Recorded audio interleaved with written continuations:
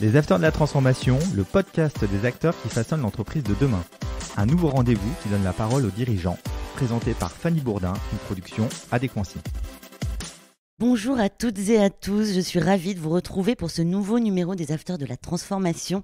Nous avons l'honneur de recevoir sur le plateau Fabrice Bage. Bonjour Fabrice. Bonjour.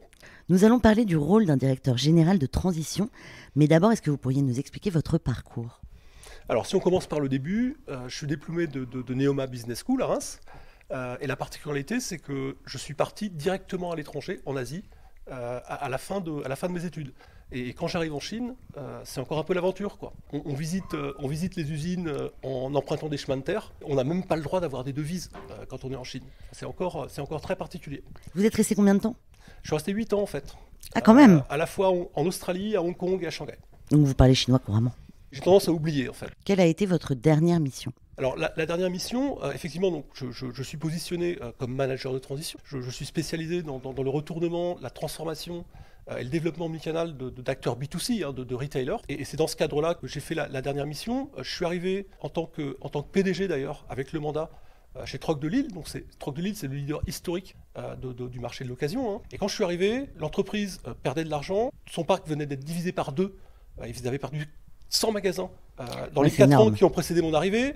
Et en plus, quand je suis arrivé, il restait 2 mois et demi de cash dans l'entreprise. Donc des situations quand même assez particulières. Donc l'urgence dans ces cas-là, c'est de restaurer la trésorerie. Parce qu'on dit souvent que cash is king. Moi, je préfère cash is more important than your mother. C'est plus rare. J'ai restauré la trésorerie en vendant des succursales, en ayant recours à une plateforme de crowdlending, du financement participatif, en dehors des circuits classiques. Ensuite, restauration de la profitabilité, donc ça veut dire redimensionnement de l'organisation, ça veut dire rationalisation du parc de magasins. C'est ce qui se passe dans le retail en fait. Il y a juste trop de magasins aujourd'hui. Avec l'omnicanalité, les zones de chalandise se sont étendues et il faut aussi plus investir davantage dans les magasins pour avoir une expérience client à la hauteur des attentes de ce client. Est-ce que vous pouvez nous expliquer un petit peu le rôle d'un directeur général de transition ? Il y a différents rôles. On peut y aller pour développer un nouveau produit, on peut y aller pour remplacer quelqu'un qui est indisponible. Globalement, moi, dans ce que je fais, je suis toujours dans des situations difficiles, de stress, où il faut effectivement restaurer la compétitivité de l'entreprise dans des conditions un peu urgentes, on va dire. Mais ça ne s'arrête pas là, ceci étant dit.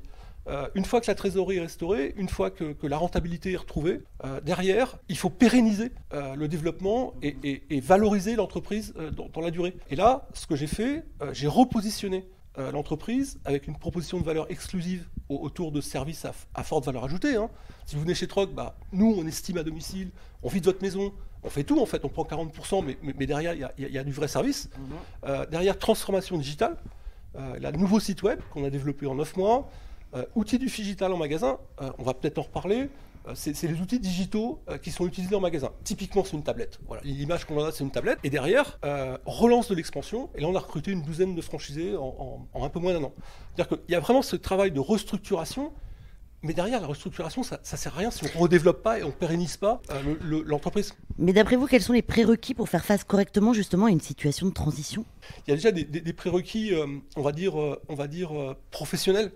Donc là, il faut être quand même très capé dans le type de job et dans le type d'industrie, parce qu'il faut agir très très vite en fait. En gros, on dit qu'au bout d'un mois, il faut avoir fait le diagnostic, diagnostiqué donc effectivement tout ce qui ne va pas, embarquer les équipes et définir les plans de transformation. C'est quasiment mission impossible. Non, en fait, c'est aussi une question d'habitude et c'est une question justement de pratique. Il faut être quand même capé dans le secteur d'activité et dans le job.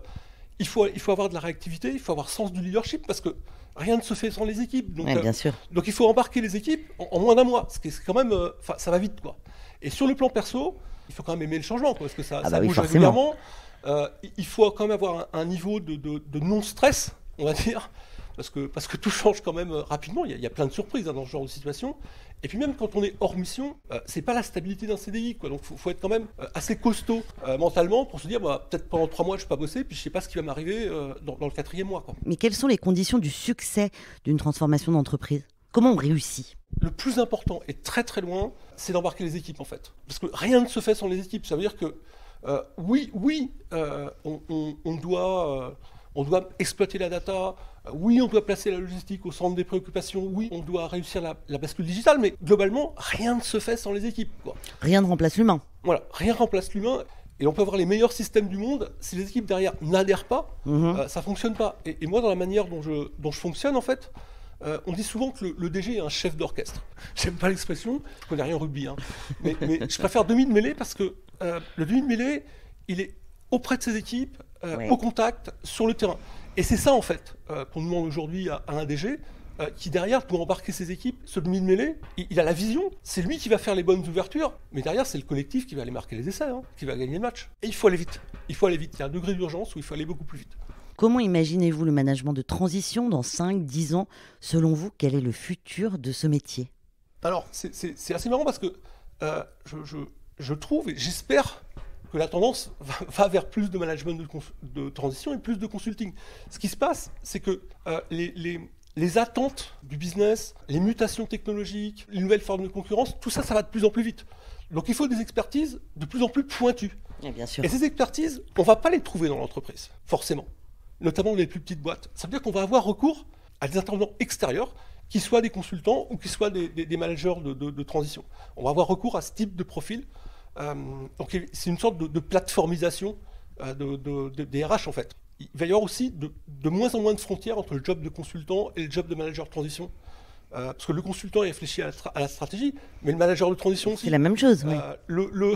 Derrière, il implémente. Mais c'est un peu la même chose sur des très très forts enjeux en fait. Sur des très très forts enjeux. Et moi je suis sollicité sur les deux en fait. D'accord. Je préfère management de transition que consultant, on va dire. Et quelle est la différence d'ailleurs? J'ai peur d'être un petit peu critique pour les consultants, mais ils m'excuseront. En fait, l'idée, c'est que l'analyse est la même au départ. Il y a un diagnostic. Le consultant va être plus centré sur les process, mais ne va pas mettre en œuvre. Le manager de transition va être plus concentré sur les plans de transformation et la manière dont il va les enclencher, et il va les enclencher d'ailleurs. Il va très très loin le management de transition. Il va jusqu'à transmettre le relais une fois qu'il part, parce qu'il part à un moment. Ça fait combien de temps que vous êtes manager de transition? Pas très longtemps, ça fait un peu plus d'un an. C'est un truc enfin, ça m'épanouit complètement, quoi. Moi, je vis le changement comme une source de motivation. Je donne le meilleur quand il y a de gros enjeux, quand il faut aller vite, quand il y a de la pression. Quand j'arrive dans l'entreprise, je veux que tous les jours comptent. Et je fais surtout des boîtes qui sont plus petites, parce qu'effectivement, il y a des vrais enjeux. Un investissement raté dans une petite boîte, ça peut faire couler la boîte, en fait. Et c'est ça, en fait, qui m'attire aussi dans le management de transition.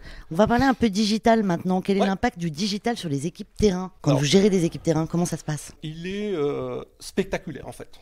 Il est spectaculaire. Puisque le digital en fait rentre dans le magasin, ce qu'on appelle le phygital. Et jusqu'à présent, on avait un client qui était hyper branché sur son smartphone, hein, qui gérait tout avec son smartphone, les infos, les avis clients, sa carte de fidélité, etc. Et le vendeur était déséquilibré, lui il n'avait rien le vendeur en fait. Donc consommateur super connecté, super informé, le vendeur avait rien. Et bien c'est fini ça. Maintenant, avec sa tablette ou avec son smartphone, il a accès à toutes les informations produits, et même à des démonstrations produits. Il a accès au stock, il n'y en a plus, il peut commander. Il peut faire livrer à domicile, il peut réserver dans notre magasin. Il a accès aussi et surtout à toute l'information sur le client. Tout son parcours d'achat, tout son historique. Il y a une réelle évolution. Extraordinaire. Et c'est pas que ça, hein. C'est pas que ça, parce que derrière, en fait, ça permet, il peut plus se concentrer sur le côté sensoriel, expérientiel, même presque émotionnel, en fait. Il a davantage de temps. Et ça, c'est la première grosse évolution. La deuxième, le rôle du vendeur ne s'arrête plus au mur du magasin, en fait. Les réseaux sociaux font qu'il peut aller jusqu'à entretenir une communauté. Le minimum, c'est « Bonjour, est-ce que votre achat vous plaît toujours ?» etc. Mais là, il peut entretenir une communauté et faire du client des ambassadeurs, en fait. C'est ce qu'on appelle le vendeur augmenté, en fait. Voilà. Merci beaucoup, Fabrice. Ça va être le mot de la fin. Merci à vous de nous avoir suivis. N'oubliez pas, vous pouvez retrouver cette émission sur notre chaîne YouTube, la chaîne d'Adequancy bien sûr, et sur toutes les plateformes de podcast. À la semaine prochaine. Les Afters de la Transformation, une émission à réécouter et à télécharger sur adequancy.com et toutes les plateformes de podcast.